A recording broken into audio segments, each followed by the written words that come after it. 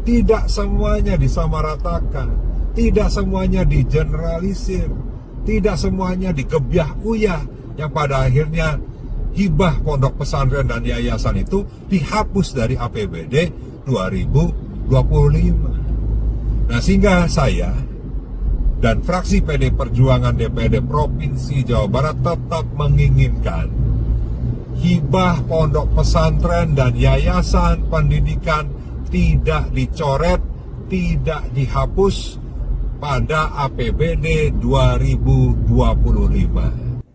Eta menjadi masalah ayeuna keur diomongkeun ku kabeh dewan teh. Nah, KDM bet jadi kieu di zamanan akhir wae aya, di zamanan Emil wae aya ngabantuan pesantren teh. Tapi nah di zamanan ayeuna KDM bet eueuh, bet leungit.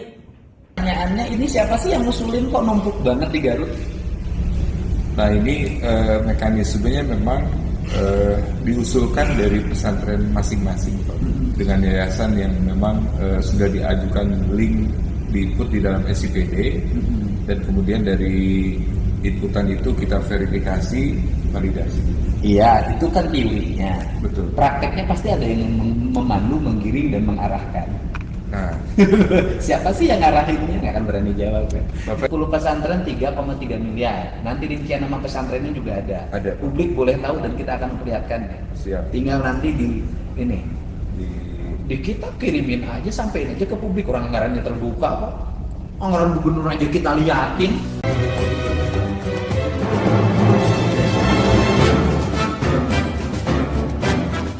Assalamualaikum warahmatullahi wabarakatuh. Selamat pagi, sampurasun. Teman-teman semuanya, publik malam ini dikagetkan dengan gebrakan Kang Deddy Mulyadi untuk transparansi anggaran. Di tengah kritikan yang dilayangkan oleh anggota DPRD Provinsi Jawa Barat, Maulana Yusuf dan Ono Surono, terkait di stopnya anggaran hibah untuk pondok pesantren, Kang Deddy Mulyadi membuka anggaran itu seluas-luasnya kepada publik. Oke, bagaimana ceritanya dan kira-kira pesantren apa saja yang mendapatkan anggaran hibah yang ditahan oleh Kang Deddy Mulyadi? Kita simak videonya. Yang kemarin di anggaran murni yang ribut orang, hari ini bukan ribut orang nggak ribut, orang seneng dengan anggaran kita. Beberapa anggota dewan yang keberatan, ya kan, terhadap penundaan belanja hibah untuk pesantren untuk dan pesantren dan masjid. Oke, pesantren dan masjid penundaan itu kemarin tuh berapa sih yang ditunda oleh kita? ya, tadi untuk pesantren kurang lebih sekitar 135 miliar. Masjid, Untuk masjid 9 miliar. pesantren 135 miliar, masjid 9 miliar. Ya. Nah, oke, belum kita merinci pada orang, kita merinci pada kabupaten. Siap. Sok sebutin rencana alokasi untuk bantuan masjid, pesantren dan masjid kemarin yang ditunda dulu oleh gubernur itu. Ya. Itu untuk kabupaten mana saja? Sebutin. Kabupaten Bandung, itu 10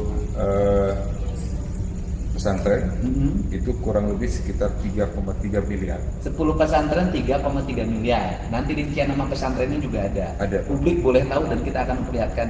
Siap. Tinggal nanti di Di kita kirimin aja, sampein aja ke publik. Orang anggarannya terbuka kok. Anggaran gubernur aja kita liatin.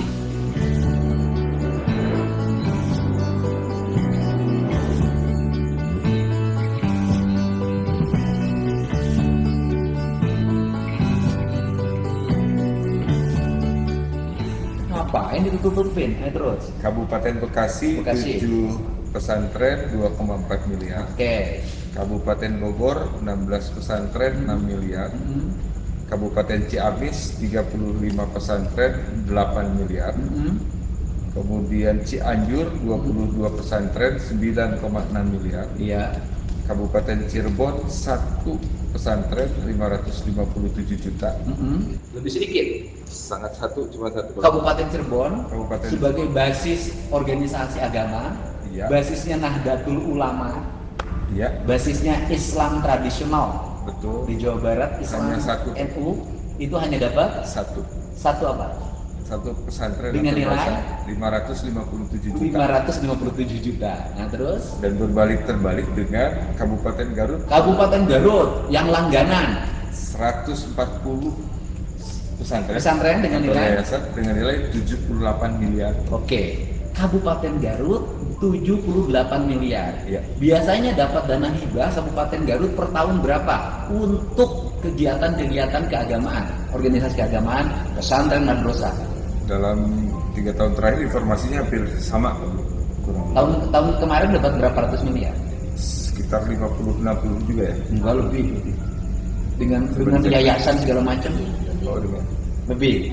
Jadi Kabupaten Garut itu mengalahkan jauh di atas Cirebon. Cirebon cuma 1, Garut 140. Kalau menunya seperti ini, saya sebagai gubernur kok tidak memperlihatkan rasa keadilan? Itu yang konsep tata kelola yang baru, Pak. Iya, saya sebagai gubernur miris juga. Saya menandatangani sebuah bantuan di mana ada satu kabupaten yang dapatnya kecil banget, padahal dia basic pesantren, basic tradisional NU, tapi ada satu kabupaten melambung tinggi. Saya nggak bisa. Terus apa lagi, Pak? Yang terjadi di Cirebon juga terjadi di Karawang. Karawang berapa? Karawang cuma 1 juga, Pak Bu. Berapa? Dan itu malah di bawah 300 juta. Oh, Karawang dapatnya berapa? Satu pesantren itu 300 juta. 300 juta terus. Majalengka 13 pesantren 1,3 miliar. Pangandaran 3 pesantren 1,7 miliar. Purwakarta 2 pesantren 500 juta. Pangandaran kecil daerahnya tapi dapatnya lumayan. 3 Pak. 3 terus 3 pesantren 1,7 miliar.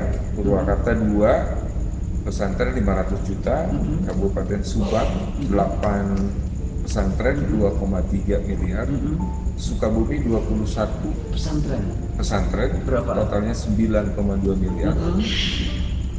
Kabupaten Sumedang 1 juga Pak, 100 juta. 100 juta.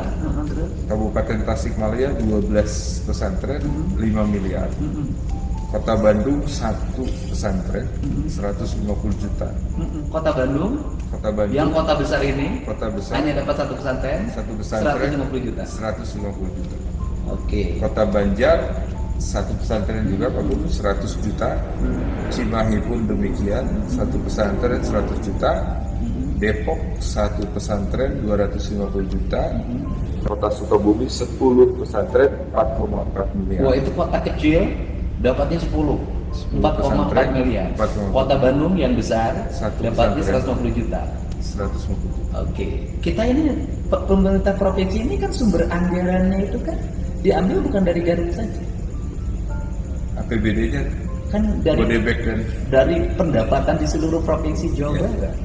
Distribusi ke bawahnya harus ada pertimbangan rasa keadilan, prioritas pembangunan. Kalau bicara Kabupaten Garut, yang dikeluhin oleh warga Garut adalah jalan. Yang diributin tuh jalan di Garut.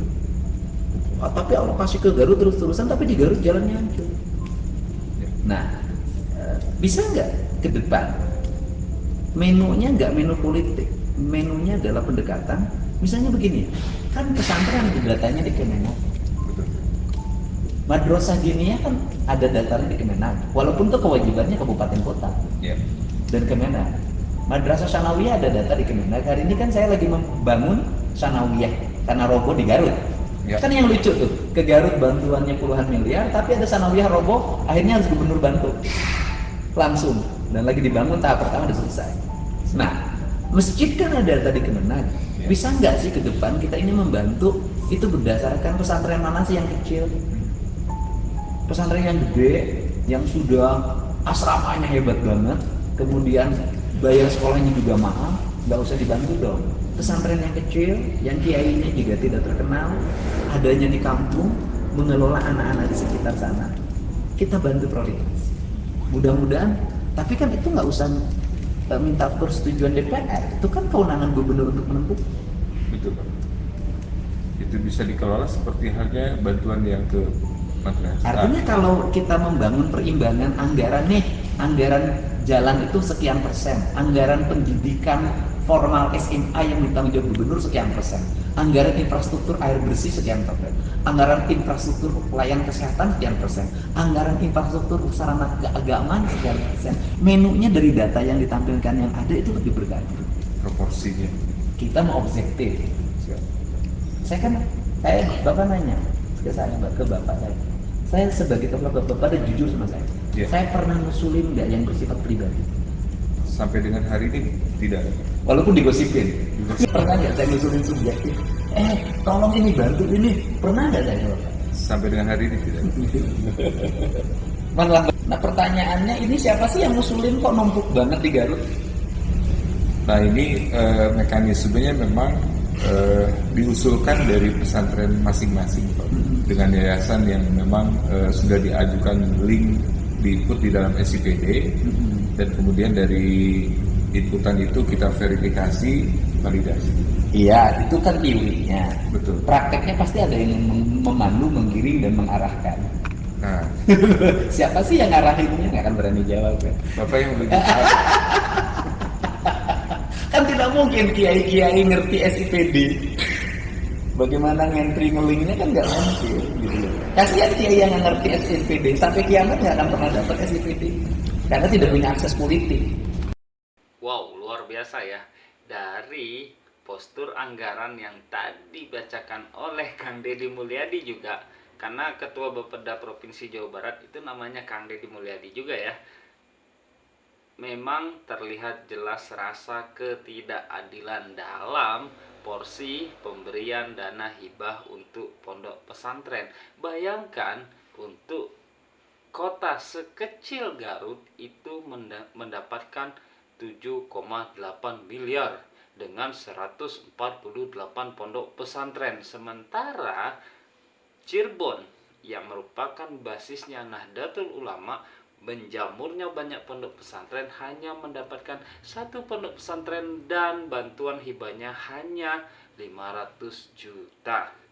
Memang betul langkah Kang Deddy Mulyadi untuk menstop atau membintang ya istilah dalam APBD untuk tidak memberikan dahulu anggaran hibah untuk pondok pesantren. Oke, terima kasih kepada Gubernur Provinsi Jawa Barat yang telah membuka lebar anggaran hibah bagi pondok pesantren. Semoga langkah ini juga bisa diterapkan oleh kepala daerah, gubernur, bupati, wali kota seluruh Indonesia untuk melakukan transparansi anggaran sehingga anggaran itu tepat pada sasaran, anggaran itu berfokus kepada apa yang dibutuhkan oleh masyarakat. Hatur nuhun udah menyaksikan, kita kawal terus kebijakan gubernur kesayangan kita. Assalamualaikum, sampurasun, bye bye.